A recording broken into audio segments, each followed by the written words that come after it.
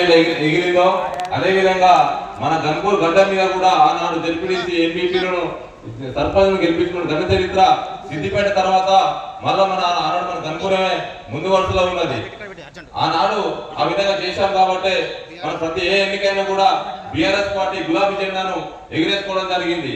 కానీ మొట్టమొదటిసారిగా మన టిఆర్ఎస్ పార్టీని వెన్నుపోటు పొడిచి ఈ రోజు మన చేసిన నియోజకవర్గ బీఆర్ఎస్ పార్టీ కుటుంబ సభ్యులందరి ఆత్మగౌరవాన్ని ఢిల్లీలో తాకట్టు పెట్టినటువంటి ఈ కడెన్సీఆర్ ని ఆయన కూతుర్ని మరోసారి గన్పూర్ నియోజకవర్గ పొలిమేర కూడా తొక్కకుండా వారిని మన ఓటు అనే ఆయుధంతో తరిమి కొట్టాలని చెప్పేసి కార్యకర్తలకు పేరు పేరున తెలియజేసుకుంటున్నాను. అదేవిధంగా కడెన్సీఆర్ గారు ఇది అభివృద్ధి చేసినని చెప్పేసి నేను నిజాయితీమంతుని చెప్పేసి చెప్పుకుంటూ తిరుగుతాడు.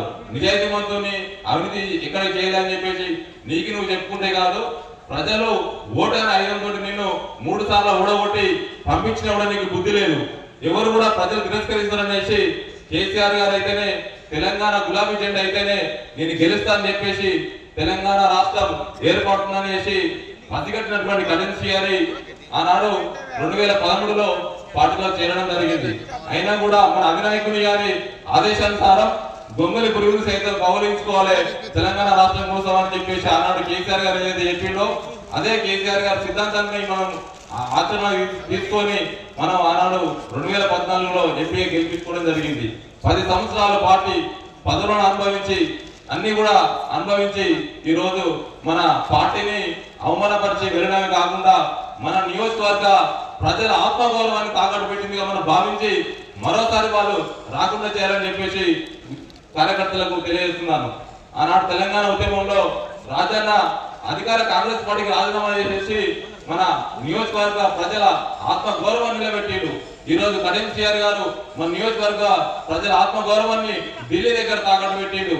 కాబట్టి మన గన్పూర్ నియోజకవర్గ ప్రజల యొక్క ఆత్మగౌరవం నిలబెట్టినటువంటి బీఆర్ఎస్ పార్టీకి ఓటు వేయాలన్నా లేకపోతే మన నియోజకవర్గ ప్రజల ఆత్మగౌరవం తాకట్టు పెట్టిన కడెన్సీఆర్ బిడ్డ కావే చేతి గుర్తుకు ఓటు వేయాలన్నా అనేసి ఒక నినాదాన్ని మనం ప్రజల్లోకి తీసుకుపోవాల్సిందిగా కోరుతున్నాం.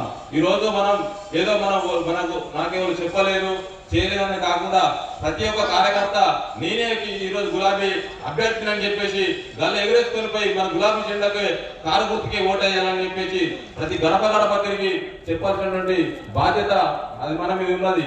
కొంతమంది కార్యకర్తలు అసంతృప్తిగా ఉన్నటువంటి మాట వాస్తవమే. కానీ మరొకసారి గన్పూర్ నియోజకవర్గ ఓటర్లన్నా కార్యకర్తలన్నా కూడా కార్యకర్తలు మోసం చేయాలంటే భయపడే విధంగా చేయాలంటే ఖచ్చితంగా కడెన్సీఆర్ గారిని ఓడగొట్టాల్సిందే.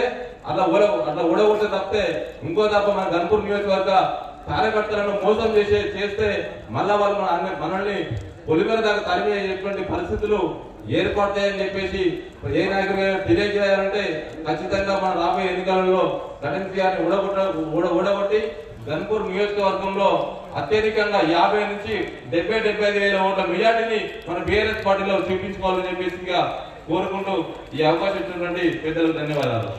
జై తెలంగాణ. Thank you Ganesh.